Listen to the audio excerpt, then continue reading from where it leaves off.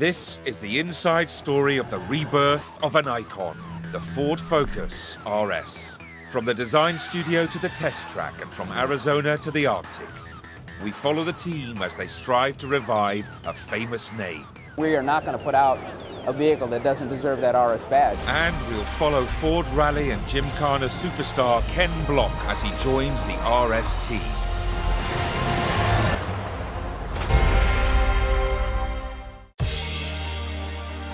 With just 8 months to go before the RS enters production, the Ford Performance team is in Sweden to test in extreme conditions. The pressure is building. The car has just been revealed to the public at the Geneva International Motor Show. But Ford Global Product Chief Raj Nair is not happy.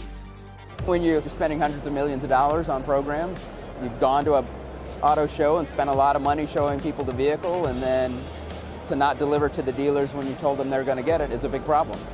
Our last drive at Lamo uncovered some issues in the dynamics of the vehicle, and we also now have some issues on the powertrain side generating the horsepower that we want for the vehicle. So the pressure's building up. So we are not going to put out a vehicle that doesn't deserve that RS badge. So if we have to delay job one, we will. Raj's concerns are echoed by the director of Ford Performance, Dave Perisak, who's flown to Sweden to join the team.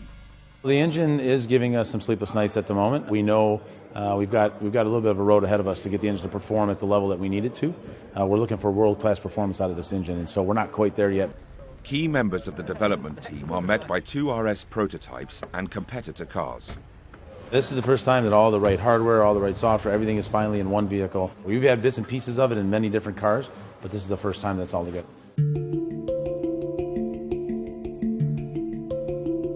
It's day 1, and the convoy sets off on a grueling 350-kilometer test through spectacular scenery on some of the most challenging roads in Europe. Vehicle engineering manager Tyrone Johnson is one of those responsible for fixing the problems. You anticipate problems, and some of them occur, some of them don't occur, and many others happen that you didn't anticipate. And you're always behind. That's part of the development process. Up until a month ago, we thought we were on target in terms of power and torque, and then we had a couple of issues, engine issues, and we now have to sort those out.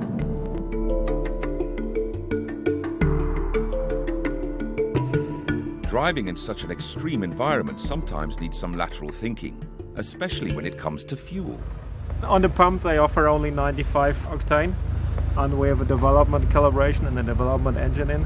So to protect it, we need to run on higher grade fuel. So we had a choice. You could either stay under 5,500 RPM or add octane booster.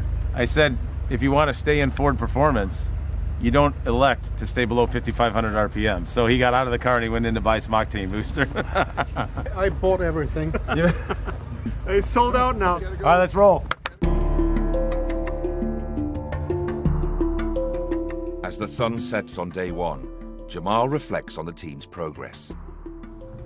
I think the car's a little too quiet. It's very smooth. Everything good in a traditional car. I think we can go a little more edgy, a little more visceral, a little harder core. It's a good place to be because it's a lot easier to add anger into a car than to take an angry car and kind of try to tone it down.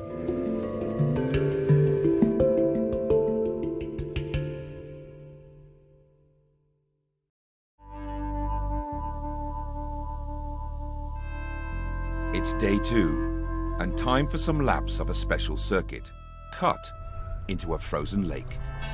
Today it's really very low friction to see how the cars react on snow tires in this kind of environment, and to see if our car reacts the way that we've been working towards in terms of the controllability, the excitement, all the kinds of things that we've been trying to achieve compared to the competition.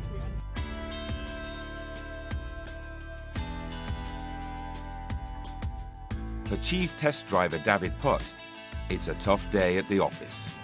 People will pay money to do this, and you know, what can I say? I love it. Instead of doing time laps, it's all about car control basically. I'm just trying to upset the car and constantly feel what it's doing now. It's sliding through, yeah, like Or we go to 4, can I brake and control the car easy? Or am I sweating and working like hell? Is it easy to find the grip on the road? Yes or no? These are all completely different to a race driver. A race driver is basically braking out here, going in the perfect apex and whatever. We don't do that. On this vehicle, we will have 3 different modes. We are trying to give the enthusiastic RS customer whatever he likes. If he likes to drive rally style, he can drive rally style. If he likes to drive Nürburgring on a racetrack, we have a different mode for that, you know. So we're trying to make 3 cars in one this time. People are supposed to be excited driving this car. It's supposed to be a little bit of a different feeling than the competition. That's what we've been all about, really, and trying to achieve.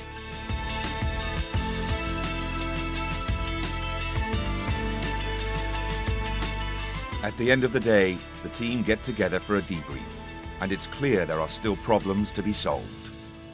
We definitely need to work on our sound. Our sound is not fantastic by any means. Exhaust outside the car, inside the car, both? Yes.